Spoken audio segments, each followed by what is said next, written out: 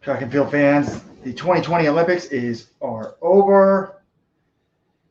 And just like we predicted last night, John, or this morning, 3 a.m., Eliud Kipchoge has repeated as the Olympic marathon champion. Those of you that have been in diehards, those of you that are supporting club members, that have helped us get to Tokyo, to get the inside scoop, to let us talk to the athletes, the agents, etc. We apologize. The scuttlebutt in the mix zone the last few days was, we're hearing from Kenya. We heard this from at least two different people, right? Three people, I think. Two people, and then one person's non-denial made it sound like three people. That Kipchoge's training wasn't going well, etc. No. This was Pete Kipchoge. Absolutely destroyed the Olympic marathon this morning, winning by, 80 seconds? So his margin of victory, the gap between him and the field is even better than it was 5 years ago. He's only the third human being to repeat as the Olympic men's marathon champion. The accolades, the superlatives, we're running out of things to say about this guy. And you raised a good point, John. Is Eliud Kipchoge, is it time to start having the conversation? Is he the greatest distance runner, period, not just the greatest marathoner? Well, we've been having that discussion. I don't know about where you've been, Robert, but we've been having that discussion kind of for a little bit. I feel like the last few years, once it became clear he was the greatest marathoner we've ever seen, we've got into that. I think we should address that in a minute or two. But I want to start with just the race itself, because what Kipchoge did today, like you said, it was totally dominant. He was with the leaders through 30 kilometers. There was a pretty large lead pack. Galen Rupp was right on his shoulder. I was thinking, wow, Rupp looks really good. He's just tracking Kipchoge. He knows he's the guy to beat. Could this be a gold for Galen Rupp? And then at 30 kilometers, Kipchoge just decided, oh, all right, I guess I'm going to win this thing. Drops a 14:28, totally destroys everyone, creates a massive gap. He's up 27 seconds by that 5K segment. And no one is even close to him. No one tries to go with him. No one can. And from there on, it's just a procession over the final miles. So that was just incredible that you can make that move against the best marathoners in the world, and no one can even try to go with him. Yeah, I mean, I was going to sleep through this one. I got a knock on the door. John was banging on that door. And as an American, I probably shouldn't say this, but I did, because John knows not to only wake me up if something special is happening. And I thought, oh shit, Galen Rupp's winning the goddamn marathon. And that was going to be a little bit much for me to handle. I would be excited as an American, but the questions, I was like, I don't want to have to answer these questions in my head for the next 50 years. Well, I guess if he does under Mike Smith, I should be more believing in Galen Rupp. But instead, no, it's just Robert, wake up to watch this artist just complete a masterpiece live on national television or worldwide television. It wasn't on TV in Japan here, Robert. We turned on the TVs. I mean, I thought a marathon was a national obsession in Japan, yet the hotel room TVs did not show the men's marathon, men's Olympic marathon in Japan. We got to get to the bottom of this. Sarah Germano of the Financial Times told me that everything is on the streaming, and you have to know which app. I did find it streaming on the Japanese NHK website. So, but when I got into the room here and started watching your stream, John, I mean, he didn't even look tired. It was like amazing. Now, I do think the shoes help him, definitely. But everyone has the shoes, Robert. Well, I know, but maybe he's a super responder to the shoes. But unreal. And I came up with this stat. He's won the last two marathons by over a minute. So not only is his win rate unsettled, he's won 13 of 15 marathons that he's officially started. And then 15, plus the 2 flat 25 exhibition, the 159.40 exhibition. But to win by more than a minute, no one's done that since Frank Shorter. The largest margin of victory in any Olympics was Semi Wanjiru's 2008 masterpiece. Now, that race redefined what we thought was possible in the marathon. He just attacked it in the heat of Beijing, 2:06.32. Whereas these winning times are slower, but it's a lot hotter today. It's 10 degrees hotter here than it was in Beijing, but Wanjiru was unreal. But to win by more than a minute when no one else has won by that since 72, I'm going to make sure I won by 2 minutes. So basically in the modern, I don't know if you want to consider it the modern era or whatever, is absolutely, insane. And then there was a nice battle for the other medals. I didn't like how on the international feed they were saying how do they refer to those medals? The minor medals. The minor medals. There's no such thing as a minor Olympic marathon medal, lady. Please, no. I thought she was like demeaning what that was. These are two big spots, and it was a nice battle there. I was rooting for Sakura Osako. I would like to have Japan have their track and field moment at these games. And he looked good to me. He looked like he was full of run, but got a cramp. Ends up sixth place, I think. Top non-African born runners for Mr. Osako, Rupp's former teammate. I would love to know inside stuff. As publicized as Rupp and Osako are, we don't know. Are they friends? How much do they actually train together? Kind of interesting here. But Japanese fans, how much do you know about Osako? I mean, he moved to the U.S., but it's marathon obsessed, etc. Set the national record a couple of times, made him and Pete Julian a ton of money. This was his final race, Robert. He said he is retiring from the sport of track and field, sport of running, after the Olympic marathon. He's only 30 years old. He's the same age as me, so got his whole life ahead of him. I liked it, though. It's like Nigel Amos. He says, life is waiting for me on the other side. So, some people are defined by their running for their whole lives. Other people want to do other things, like Bob Kempinen, another U.S. Olympic marathoner back in the day, although not as good as Osako. Dartmouth alum, Bob Kempton. Yeah, 8th place for Rupp. I mean, that's fine. That's not.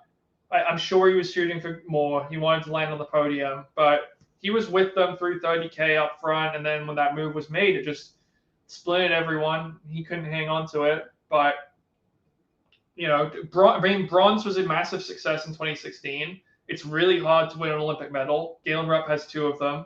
You can't really view today's race as a failure. If you're just joining us, folks, Robert Johnson of Let'sRun.com. Jonathan Galt wearing his Japanese, this is broadcasting first, he's wearing his Japanese robe. I don't know if there's a specific. They have 2 robes in my room. I haven't put them on. If you want to take it home, you can purchase it, John. Would you like me to buy it on the Let's Run credit card? I will be happy to do that for you, since we can't go to a tourist shop to buy you a gift. If you want to buy the robe, I will have corporate headquarters. Weldon Johnson is just joining us now from Connecticut. Weldon, welcome to down. We've been breaking this down. I'm about to do a ridiculous hot take here and take down Galen Rupp's legacy. Are y'all ready for it, Weldon, or do you have any comments before? Is your microphone on proper? But I don't know what you guys have said. The big question for me, well, Robert still wants Rupp's bronze medal from 2016 removed because he had an unfair advantage with shoes. But that's a different issue. But then it got me to joking, what if Rupp had shoes in this race that no one else had? Would that have been worth a minute? That would have put him close to the podium. But in all seriousness, I mean, that is a serious question, I guess you could say about the fairness of sport. But my question in regards to Galen Rupp is what's next in his career? And I still think there's one super obvious thing for him to do and maybe retire after, and that's the World Championship Marathon. We say it's in Eugene, but it's in Portland. I mean, this is where he lives. So the World Championship next year, the marathon is in his hometown. Do we know that? We know that for sure it's in Portland? Yes. I was like Googling around to make sure, but they've announced the marathon will be in Portland. So, I mean, Rupp wanted his family. I don't know how old his kids are now. It's kind of crazy because I remember Galen Rupp as a 17-year-old kid. Now he's 35. And I don't know how many more years he's got left. He could easily make another Olympic team, but is he going to compete for a medal at the next Olympics? Highly, highly unlikely. No, hold on. Well, I disagree with that. 38 years old in the marathon, you can absolutely compete for a medal at 38. I mean, how old was Meb when he got? Meb was what, 37 when he got 4th in London in 2012. In the Olympic marathon, you can win a medal at 38. Okay, maybe so. But also, Bashir Abdi's only 32, but that type of talent, I guess the guy's a 2:04 marathoner. Maybe he's really figuring out the marathon. But it just seems like a no-brainer. Rupp wanted some of his family to go to Rio. They couldn't because of Zika. He wanted his family to go to Tokyo. They couldn't. So the World Championship Marathon seems like a no-brainer, even though, that probably means, well, he could still do a fall marathon and get a payday. But, Robert, what is your hot take? First of all, has Rupp ever run New York? He's never run New York. I think he's going to want to win Boston, too. I know he's won Chicago, but He's run Boston twice, and he hasn't. I'm still stunned that he hasn't never run New York. I mean, that was the race that sort of, that in Boston defined Alberto Salazar. I guess he's focused on running fast. Look, Rupp's got Chicago coming up, so let's see what he does there. He needs to run fast for his legacy. The World Championships is an interesting one. Well, yeah, he should do that. The question is, how much longer does he get paid at a high value? He seems motivated. I mean, I was really impressed that Rupp left his family, although, to train for this one, to go to altitude. I was really impressed by that. I think the fire's still burning in him. But, if Nike, it's just also sort of like, I think Nike's going to pay him way more money than anybody else. So when does his contract end? But would another company like a Hoka or a Brooks, considering sort of how Rupp is tainted by the Salazar Association, want to pay him? I assume Rupp would just stay with Nike his whole life. And, depending on, it's kind of like Phil's thing. Like if they pay him, he'll probably work for Nike. He's not leaving Nike. Come on, what's your hot take? Well, I'm just wondering. I think that's how long he'll stay in the sports space. How much he's getting paid a ton, probably. But no, my hot take is, well, I haven't looked at it. I guess the people behind him. But if he'd had the same shoes advantage that he had in 2016, he might have medaled today. He wasn't that far out of a medal spot today. He's only a minute 41 out of the medaling. We think the shoes are 2 minutes. In 2016, he had shoes that were 2 minutes better than most of the field, and he medaled. This time he didn't. Now, if you look at 2016, who behind him had the shoes? Gourmet Gabriel, I don't think had them. I think he was offered them, though, but he didn't run them. He was a minute 4 behind Rupp. Simba didn't have it. Jared Ward was a minute 30. So just something to be thinking about. All right. I want to get into this discussion. Robert hinted at it earlier, well, than you weren't on the podcast, but you are now. At which has Eliud Kipchoge so dominated the marathon in a way that we have never seen anyone dominate the marathon before? Is he so dominant that he is now just not just the greatest marathoner of all time, but the greatest distance runner of all time? What do you make of that assessment, Johnson Brothers? No.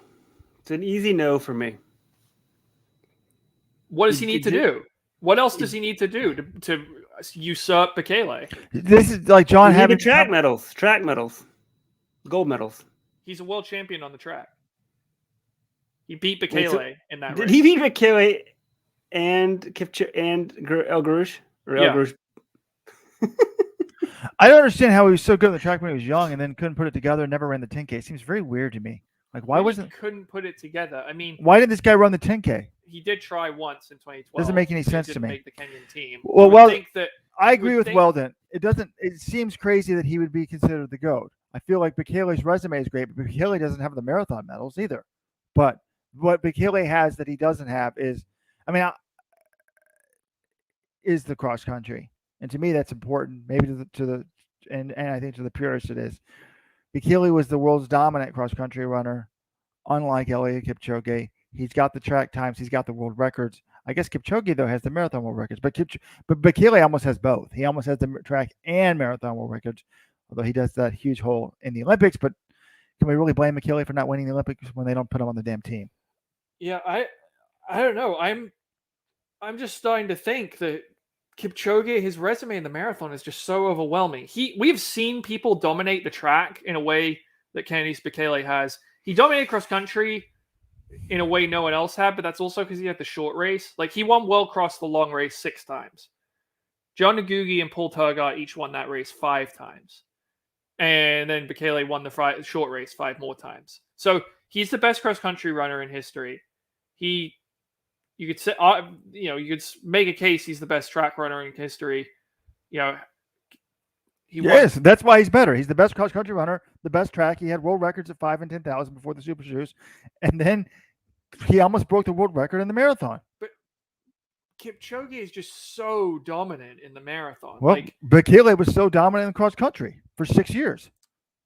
Yeah, I don't know. It's a tough one for me. But, like, I don't know. I thought people kind of agreed, like, okay, he's the greatest marathoner of all time. We agreed that after Rio in 2016. And then we were starting to think, what does he have to do to pass Bekele, like, as the all-time GOAT? And, well, people are like, well, if he dominates for the next 4 years and then wins another Olympic marathon gold in Tokyo, then maybe he'll be the all-time GOAT. Well, he dominated for another 5 years, 1 in Tokyo.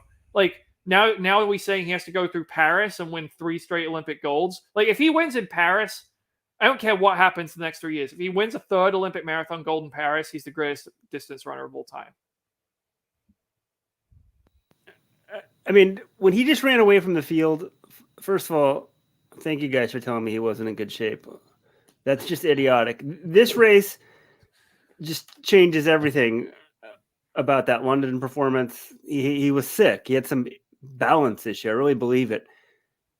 And the crazy thing is, like, what? He's younger than Galen Rupp, right? Kipchoge? Yeah, or no? No, like he's a year older officially. Yeah, a year older. He just doesn't seem to be getting older. But in watching the race, this is probably the only thing in the Olympics my wife watched the whole time.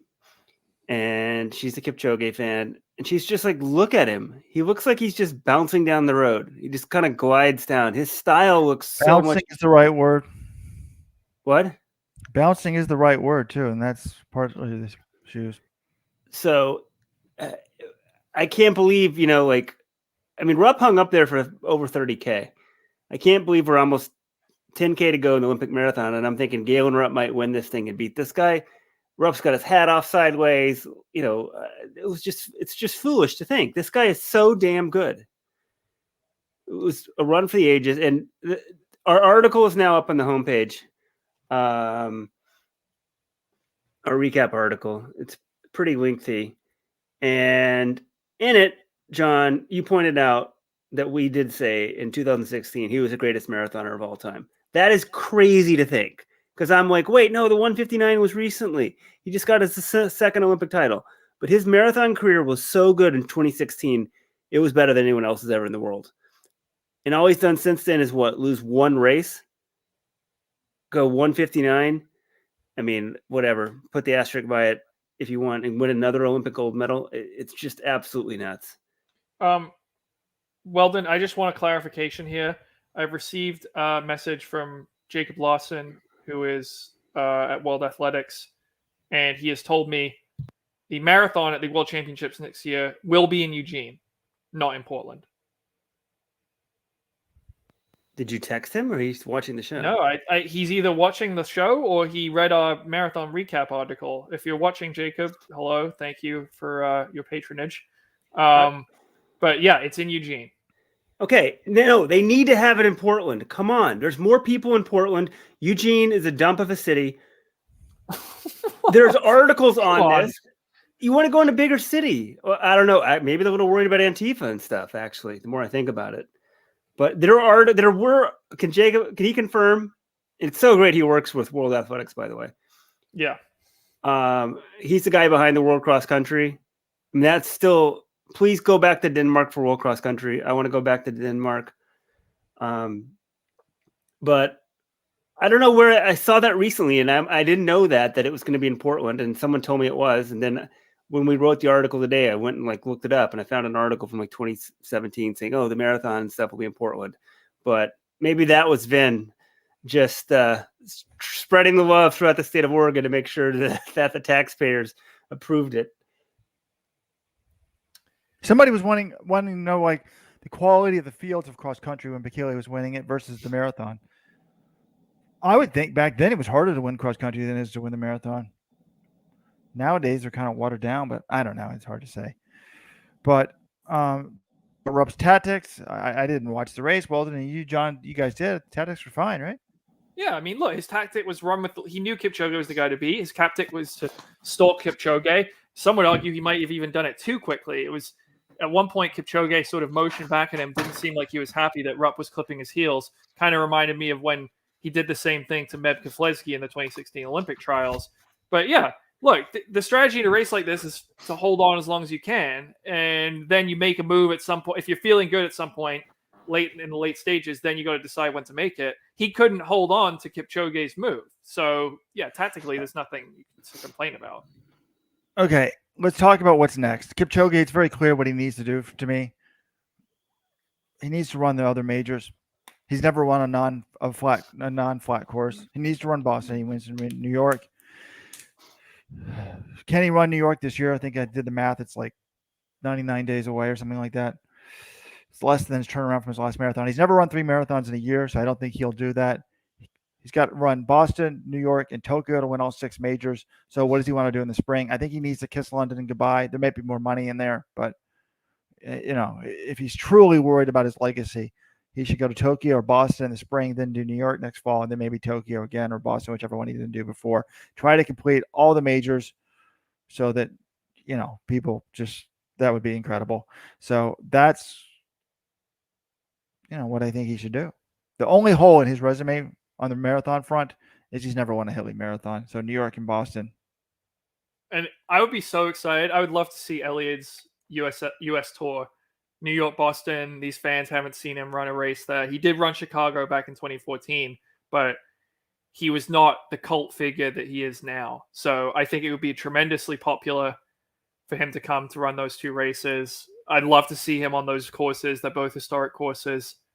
Yeah, I'm getting excited. I hope if it's not New York 2021, I certainly hope it's Boston 2022. And I think he'd be the favorite too. I don't think, he trains on hills in Kaptagat. I don't think the hills will be an issue for him.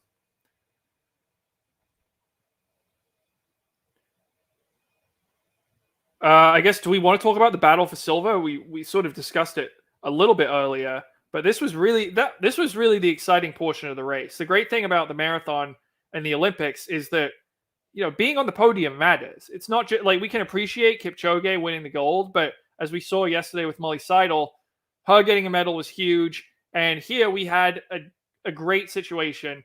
3 guys for 2 medals in the home straight. Apparently, whenever Lawrence Chirono gets in a race, it's just a rule that he has to be in a battle for the finishing spot. He was in a 3-way battle in Boston in 2019. I think it was a 5-way battle or something in Chicago in 2019. He won both of those races in kicks. This time, it's him versus Abdi Nagai and Bashir Abdi, 2 Somalian-born athletes who now train together. Nagai represents the Netherlands. Abdi represents Belgium. They're training together under Gary Lowe, who is also Mo Farah's coach. And who is also Paula Radcliffe's husband. Yes. I do feel bad for Gary that every time his name comes up, basically, we said this in the article today, it always has to come up, Gary, Paula Radcliffe's husband. He was also Paula Radcliffe's coach. So, you can give him credit for that as well. But that's how we always bring him up. And the race, it was terrific 3-way battle. Chirono had basically been doing all the leading once Kipchoge made his move and dropped them. But then Nagai makes the move past and maybe like 100 meters to go. And he's looking back as he's kicking for an Olympic silver medal. He's looking back at Abdi and motioning him to go past Lawrence Chirono as well, as if Abdi wasn't already trying to do that. And it was awesome. Abdi just ends up getting by just before the line, and they all finish within 4 seconds. Lawrence Chirono goes home devastated, 4th place without a medal, but a terrific 3-way battle for the silver and bronze medals. It's interesting because I think it was Chirono was the guy that he won all these sprint finishes in these majors, and we asked him, you must be confident in your kick. He said, no, I don't have a good kick. So we finally saw that today. But this, these results to me show that like there's so much talent. I mean, you see it even in a weird way with Luis Grijalva. There's a lot of talent in the world in some of these countries that like, if the countries could get their act together, like we would have these marathons, there would be like, think about, Mo Farah from Somalia. He leaves and is a world beater, for Great Britain. These guys for the Netherlands and Belgium, like Somalia actually never has anyone because it's not a stable enough country. Luis Grijalva does well for Guatemala, but they've never had an Olympic track thing. So there's a lot of talent out there that's just, their lives are so miserable. The conditions are so miserable that they can't train. I mean, Kenya and Ethiopia are stable enough that they can produce, some talent. So did you mention Mohamed? He's also born in Somalia. Great point. So, and we have confirmed Jacob was watching the Let'sRun.com live stream. He's a true fan of the sport. I saw him in Tokyo a few times. He just has such a great passion. I like that he's at World Athletics doing big things for them. And he was excited for it. But he said he's now has to get on another call, but said, thank you for your great work in covering the games. Thank you for watching, Jacob. Keep up your great work at World John, Athletics. he's in Tokyo. Maybe you'll have to hang out with him tomorrow. Well, actually, it's not tomorrow. Today's your final day. I'm really confused. Today is tomorrow already there, right? It's Sunday morning right now, or actually right around noon, and then tomorrow I fly home on Monday early evening. I was looking at the schedule. I think I'm gonna try to make it to the women's handball gold medal game at 3:00. There aren't many events left on the calendar, but left on the schedule. But if there's a gold medal game, it's not that far away. I think that's going to be my final event of Tokyo 2020. What about closing ceremonies? When? Oh, I guess is that at the Olympic Stadium? I probably need a ticket, but I think I need a ticket. I didn't. Did you go last time? No. I feel like that's a big deal. You should go. I went in London. Oh, I guess. Okay, I guess I'll email and see if that's possible. But in London, they made it. In London, they made it a big deal. Like each organization gets one ticket. But I'm not getting emails from anybody, so I've been dropped from the email. So if you guys are getting them, but it's like the USOPC is like, you can have one ticket, and I was like, thank you. But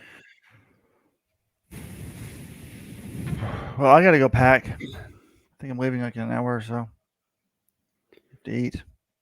Wasn't planning on watching this. John, did you hear the big news though? A COVID liaison officer got in trouble. I'm trying to see. I can't remember what I heard. I swear it made the news here. Maybe it made the Daily Mail. Those are my sources of news. No, I haven't heard anything about that. Oh, so it's 8 p.m. tonight at Tokyo. I guess I'll send an email and see if I can go. If not, maybe I'll just watch it on TV. And there's usually according to New York Times, there's usually a medal ceremony held at the closing ceremony. Typically the men's marathon, which we held early Sunday morning in Tokyo. So they're going to fly Kipchoge in from Sapporo? I think they said they were. That would be awesome. I'd love to see the Kipchoge get his gold medal. Yeah, John, the Moldovan COVID liaison. He's also the marketing director of the National Olympic Committee of the Republic of Moldova. Posted photos outside of Sensoji Temple with locals dressed in kimono. They showed him maskless. So I don't know. Maybe he was there for 2 weeks. But he's in hot water. Well, if you've been there for 2 weeks, you're allowed to do whatever you want.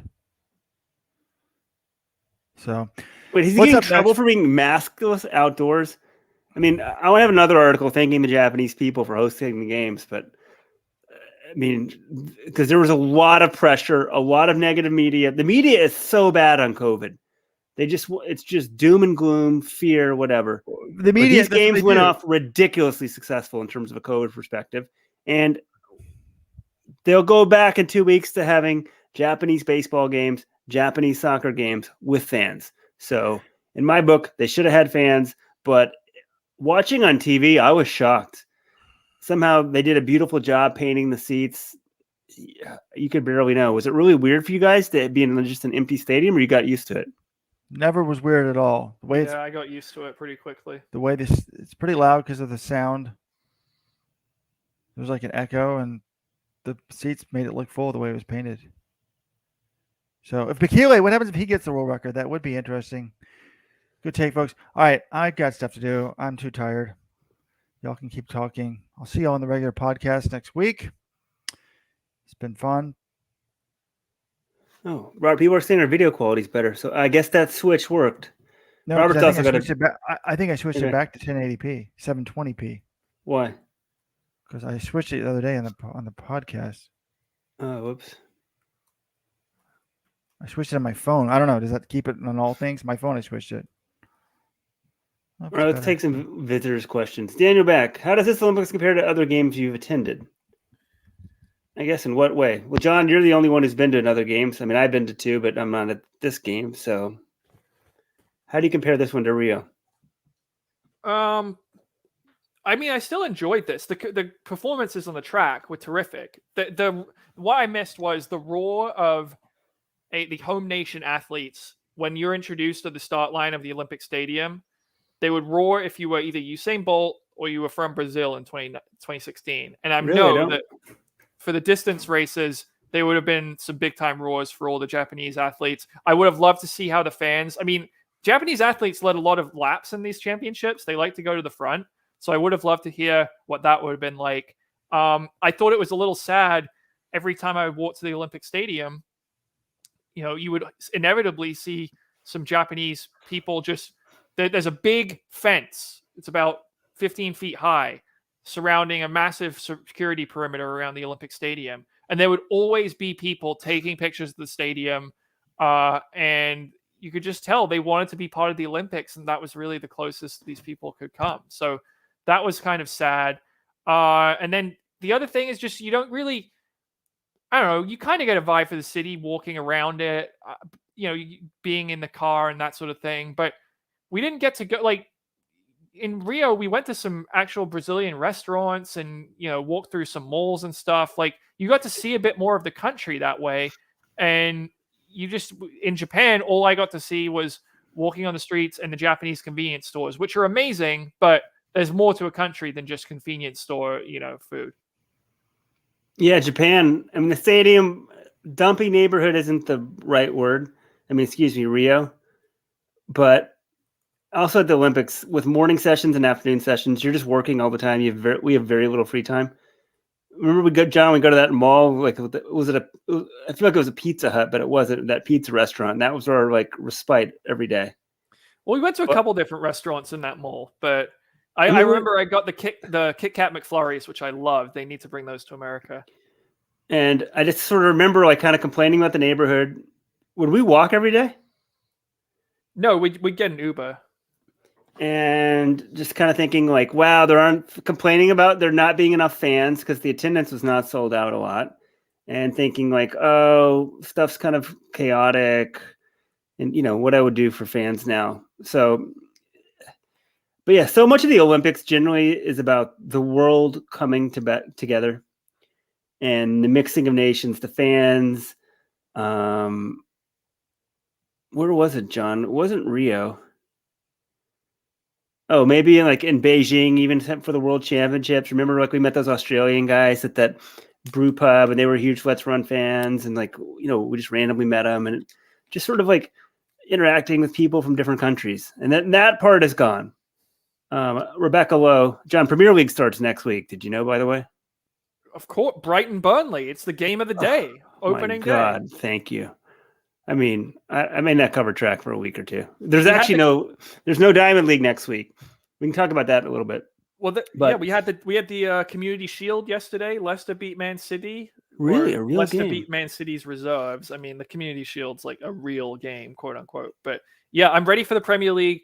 I'm a little worried Brighton haven't bought a striker to address our goal scoring woes, so that could be a problem. Also, I'm happy to see this is finally the year Crystal Palace will get relegated under new manager Patrick Vieira. But anyway, enough soccer talk. That is possible. But Rebecca Lowe was saying, there's so much negativity sort of surrounding the games to the lead up. She's an NBC announcer. They got over there. They're kind of wondering, is this going to happen? It's going to be canceled in the middle. And then she's like, once the sport started, sport wins out every single time. People love sport. They love universal competition. They love the Olympics. And ratings may be down a bit, whatever. The time is so different than the last Olympics in the United States. Here's a hot take. Someone's criticizing Rojo for sleeping through the Olympic marathon. I think we woke him up for the last part of this one, right, John? Yeah, but I mean, but also to be fair to Robert, the Olympic marathon, the Olympic schedule is a grind. We were up until 3 a.m. last night doing the podcast, and then the marathon starts at 7 a.m. It's a quick, tough turnaround. He's flying out today. So he slept until 8:30. He still saw the end of it. I'm not going to say he's a crap journalist for that. That's and also we've been running on fumes for a week. This is our 10th day in a row of covering the Olympics. You have morning sessions. You have to stay in the mix zone late to wait for people to come through. You do not get a lot of sleep covering the Olympic Games. Yeah. So I'll defend Rojo on that. I applaud you guys. We didn't have to we could have done the show shorter, but the Olympics end, for us at least, we might leave the stadium 2 hours after the last race. That was in the past. Now you guys probably left about the same. Then you go back. You usually have a lot of stuff to write. We're doing the shows this time for another hour and a half. Then it's like you guys are up 2, 3 in the morning, and you got to go back to the track again at 8. You do that enough. I mean, I got back last year from the Olympics and I got pneumonia and the flu. It was terrible. So yeah, it's not a sustainable lifestyle. I said this after Rio, and I'll say it again for Tokyo. Your body does adjust a little bit, with sleeping maybe 4 or 5 hours a night, and then I try to supplement that with a nap in between. But we also had like 2 hours of walking every day, pretty much, because it's half an hour to the stadium, half an hour back, and we made that trip twice most days because of the morning and evening sessions. So I haven't gone for a run since I've got here. I wonder if I should try that this afternoon on the treadmill, but I don't know. I'm going to need, I'm glad that part of the Olympics is over, just the grind, but I'm sad that all the amazing competitions are over because we had so many great races and moments. Yeah. And it's interesting. Also, I think, they got rid of morning sessions last time at Worlds, or they had them? They didn't have them in Doha. At all? No. Well, unless you count the marathon starting at midnight as a morning session. Yeah, because in some ways it makes each session easier to cover, but it's much harder overall. But I think the Olympics might, for just the different time zones and TV, actually might like the morning because they can time shift a few events for different parts of the world. I don't know. It's a total grind. It's one of the greatest perks of the job is going to the Olympics, but there's a part of it you're just exhausted with the morning sessions. Yeah. No, I wouldn't trade, covering an Olympics. I'm so lucky to have been to 2, and especially this year when there weren't as many journalists, when there are no fans, there were very few people in the stadium for those events. Yeah. I just feel so lucky. I get to say I was there when Karsten Warholm broke 46 seconds. I was there, when Sidney McLaughlin ran her world record. I was there for Jakob Ingebrigtsen becoming Olympic champion. I mean, I'm totally spoiled. No, I mean, it's really unique this year. I was thinking about that. I mean, usually there's 70, 80,000, 60,000, whatever you want to call it, people. And this year there's probably a couple thousand, John? I don't know how many journalists are there each night. Yeah, you also had some people from each federation, like the athletes who weren't competing. Some of them would come in and support. Then you have some IOC bigwigs. I would say around 1,000 people in the building when you count all those people. Yeah, how is the IOC bigwig situation? Because usually, at least at a World Championships, the finishing straight, they give the media really good seats, which is crazy. But then just to the left of the finish, that there's sections of just dignitaries, IOC. I call them World Athletics hanger-ons, but there's 200 federations. Say 5 people, 10 people come from each federation. They need seats. That sort of. I don't know. I'm why should the head of the Seychelles Federation get a good seat? But he's why should some website guy from Let's Run be there either? So, but there weren't thousands of those people, right? No, but I don't know. I saw a decent amount. They had their own separate entrance. Well, they had their own separate entrance to the stadium, and I couldn't see that section. I would watch from the top tier every time because I like that gives you can see the entire track. So I would always go up there, and the IOC people were below me. So I don't know exactly how many of them there were from federations and all that sort of stuff, but you'd see them going into that different entrance. Here's a question. We already had a podcast today about Cole Hawker in the 1500, right? That's crazy. I feel like it's the same day for me, but All in the Game wants to know our thoughts on a permanent host for the games being in Greece, so we won't have the white elephant issue of host cities. I'm against it. I don't understand why everything has to be so expensive in the modern age. Maybe that's how stuff works, but I don't know. Say the games are going to be. Well, we already have cities, London, or Los Angeles, 2028. Los Angeles has a jillion high schools, a jillion colleges. I don't know why you need to build anything. I mean, outside of they need to track. build canoeing courses, and there are all these random ass sports that you need to construct the equipment at the venues. But yes, for the most sports, they have plenty of arenas and venues in which to hold them.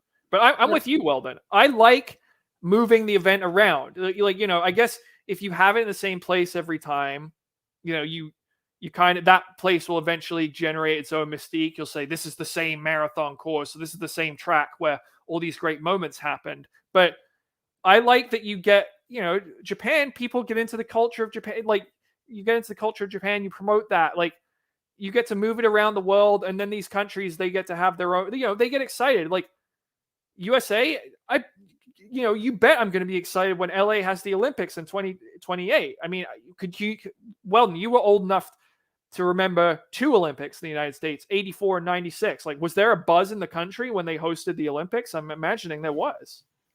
Yeah, it's weird. I'm old enough. They're only 12 years apart, which is crazy. But when you're a kid, that's a huge amount of time. Because then I think back, whereas I think Frank Short on that was ancient history, but that was only 12 years before 84. But I feel like 84 was more of a buzz, but I have no idea because 96 I was there. It wasn't like some mystical thing. I knew people running the trials, that sort of thing. But I just don't know. Okay, fine. Yeah, you got to build a BMX course and the skateboard park, but you can have a skateboard park and people can use it afterwards. I just don't see why. I'm trying to think what stuff can't you use? A bunch of dorms? Okay, that doesn't seem necessary. Convert them to apartments afterwards, or just use the USC dorm, the UCLA dorm, blah, blah, blah. I mean, I guess then you have to displace people for the summer, so there is some cost in that involved, but I just don't see, I don't know. COVID showed people can do things a lot differently. So why couldn't we do that? No, oh, you need, a minimum of 10,000 seats for the handball thing. And, only 2,000 fans actually go to handball or something. Actually, you don't need any seats for fans. You could have it in a high school with a couple thousand or something. This just showed stuff can be done differently. So I don't see why the cost has to be so exorbitant. But if the countries want to pay for it, that's on them, not me. People are people are going to stop bidding for the Olympics. Last time I looked, everyone keeps bidding for them. Yeah, it only takes one city, right, to bid. The lineup of cities we have. I mean, look at the recent lineup we've had: London, Rio, Tokyo, Paris, LA, Brisbane. Those are all cities I would love to go to. I'd love to visit. I think they're all worthy hosts for the Olympics. I think that's awesome. Who isn't going to be excited to have an Olympics in Australia in 2032? I'm definitely pumped about going to that one, assuming I'm still covering the sport. So wait, I just said this thing about bidding. That was just announced, right? But there was no bidding on this one, so maybe I'm wrong. They just handed it to them? They have a new process where they essentially it's not bidding. I don't know. Maybe this is just a way to avoid transparency. I think they're trying to say it is. I don't know. But yeah, they basically just they kind of nominate a city, and then that city, everyone agrees, okay, they're going to have it. It's kind of weird. I'm not very familiar with Brisbane. I think of Sydney as being the big city in Australia. So I feel like this is kind of like B team. Oh, not even B team. It's like Sydney and Melbourne are the 2 big ones, and then Brisbane might be number 3 after that. So I'm kind of shocked. I feel like it's an Atlanta Olympics. Atlanta's sort of a C team city in the United States. I'm still shocked Atlanta got the Atlanta. I've been to Atlanta. Atlanta's nice, but I'm just shocked that it hosted the Olympics. If you were going to say a short list of American cities that would host an Olympics, you would say New York, Chicago, LA, and then I don't know, Atlanta would probably be in the top 10, or maybe I don't even know if it would be in the top 10. It would be towards the bottom of the top 10 if it was there. But also St. Louis hosted the Olympics once, which is crazy. But that was in 1904 when the Olympics were a very different thing. And also another thing that could be done for some of these smaller countries. The European soccer was held in a bunch of cities, a bunch of countries in Europe at the same time. I feel like you could do that. No one liked that, though. No one liked that. Not really. No fans. I guess it's right. So much of the Olympics is about you can go to different events. If you're an athlete, all the sex you're having in the village and stuff. So if everybody's spread out. Yeah. I want to know how true that is, that they have tons of sex in the village, because the story is all the condoms are taken, but I've also heard that athletes just do that partially as a joke. They just see a big bowl of condoms in the Olympic Village and they'll grab all of the condoms. And so everyone's like, wow, they took all the condoms. They must be having so much sex. I want to know the percentage of those condoms that are used. We need to have an anonymous survey of all US track and field athletes saying, how much did you get laid in the village? I want to know the answer to that. Yeah. I thought I heard something about sex in the village, but an athlete. I'm like, oh, that's a rumor from my era. I'm trying to think if I heard this. It was in print. I can't find it, so I better keep my mouth shut. So is there anything else we want to say about the marathon? I mean, John, we're going to have a big show on Wednesday to sort of recap the Olympics. No, I feel like we hit the big broad strokes. I said everything I wanted to say on the marathon.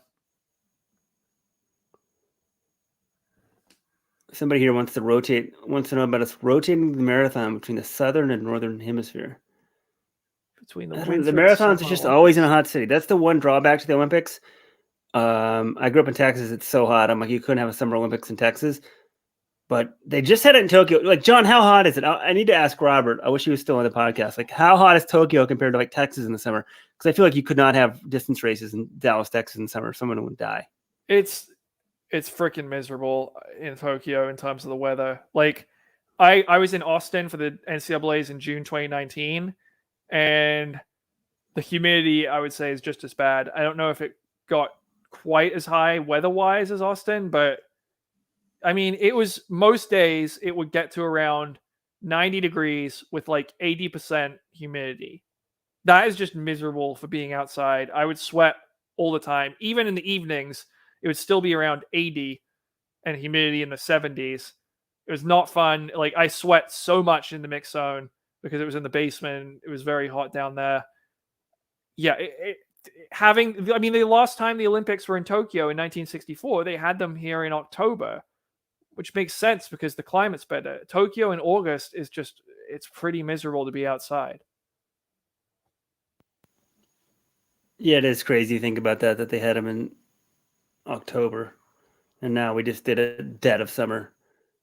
Because now that I live on the East Coast, the summer's a joke here compared to Texas. I mean, it's been so nice the last, I don't know, probably 2 weeks in New York area.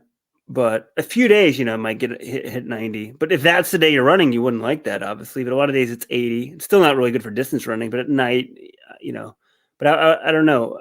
All those dew point threads and Let's Run. I know dew point's the key. There's a thing called wet bulb temperature as well. But I still don't know. People are always like, well, why don't you pay attention? There's like a chart, essentially, like the dew point over, I have no idea, 65 is terrible. Well, you're encroaching on Rojo's corner, Weldon. He's the dew point guy at Let's Run. Yeah. I agree. Someone said Houston in the summer is a beast. Houston in the summer is like about as bad as it gets.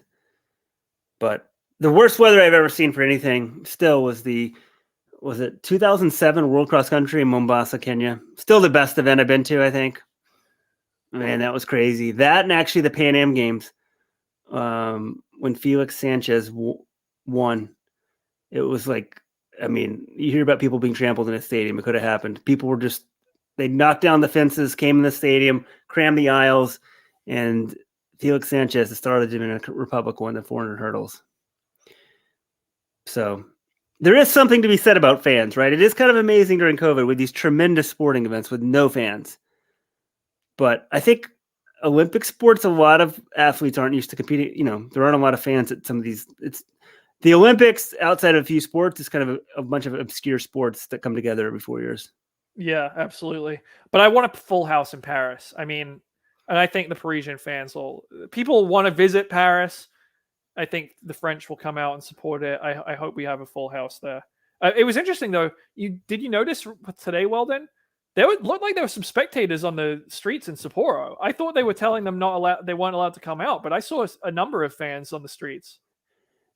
Yeah, and I think there were more today than yesterday, and they said something on the broadcast about that, but I wasn't sure. But they had rules, like you're not allowed to cheer, you're not allowed to yell, you could clap. So they said nobody was yelling, which I thought was interesting. But I was glad to see that people want to see the Olympics. And there's also, everyone says, oh, science of COVID, blah, blah, blah. The science says the outdoor spread of COVID is just infinitesimally small. So at least some people got to watch the Olympics. I hope the Let'sRun.com Japan guy, John, he supposedly was going to be in Sapporo. I don't know if he's there for the marathon or what, but there's a guy who translates Let'sRun.com in Japanese, and he was in Sapporo this week, so hopefully he saw the marathon. I hope so too. And yeah, shout out to the Let'sRun.com fan on our way to the stadium yesterday who bumped into us, and he was on his run, and he recognized us as we were Some Japanese guy? Yeah, it was awesome. We were walking to the stadium, and he comes up, and he's like, "Oh, Let'sRun.com," and we're like, "Yeah." He's like, "Oh yeah, I'm a runner. You know, I'm running. I think he has run or was going to run the New York City Marathon, and he's a fan of the site." He was like ethnic Japanese guy? Yeah. And how old? Probably in his 30s. Wow. It's kind of crazy. You think we'd have like 300 million people hitting the site a month instead of like a million and a half. All right, well, I think this is going to do it for our podcast from Tokyo. It was a blast talking track with you from 5,000 miles away, and I'm sure hopefully the next Olympics, the whole Let's Run crew is present in Paris. I don't know, or are you guys going to be off raising your kids and it's just going to be me? Paris? John, my wife's everyone's going to want to be in Paris. Okay, okay. I'm probably a family vacation planned around that one. What, my daughter will be 5? Oh, that would be fun. Take her to Euro Disney. But Robert, he created problems, right, with World Athletics complaining about everything the first week. So, a little insider stuff. We've gotten 2 Olympic passes the last 2 Olympics. They're very hard to get. 3 for Rio. And right. Oh, that's true. I take that back. Is down. But usually you get your Olympic pass through your National Olympic Committee. So there's a big formal process a year out. We go to the USOPC, we apply, we get our 2 credentials. Last Olympics, 2016, we went 3. They gave us 2. And then Anna at World Athletics, she used to be the communications person. We reached out to her and said, "Hey, can we get a 3rd?" And she's like, "Yeah, you guys are about as, we cover the sport year round, 365 every year."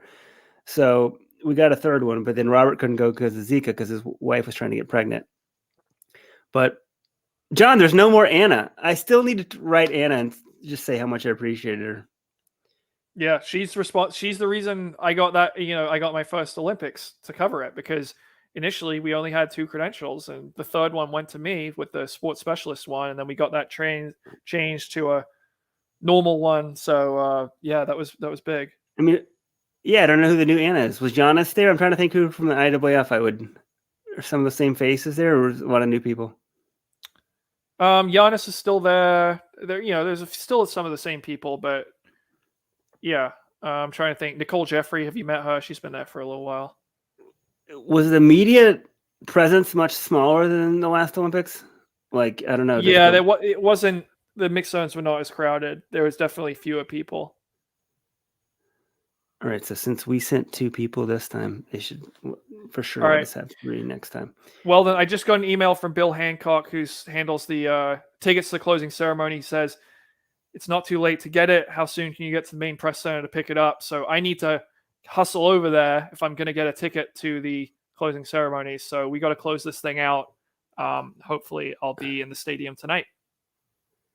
Yep. And people were asking about Diamond Leagues. 2 weeks. The next Diamond League, John, is great, right? It's Prefontaine Classic, because the Shanghai meet was canceled because of COVID. So maybe we'll get Cole Hawker and Centro. We're back on the Cole Hawker and Centro. Sha'Carri Richardson's there. This is going to be great. All right, everyone. John, be safe. I'm glad you hopefully can go to the closing ceremonies. That'll be cool. It's like, some people put that on like a bucket list, lifetime events to go to. All right, John. All right. Bye. Travel safe. Bye.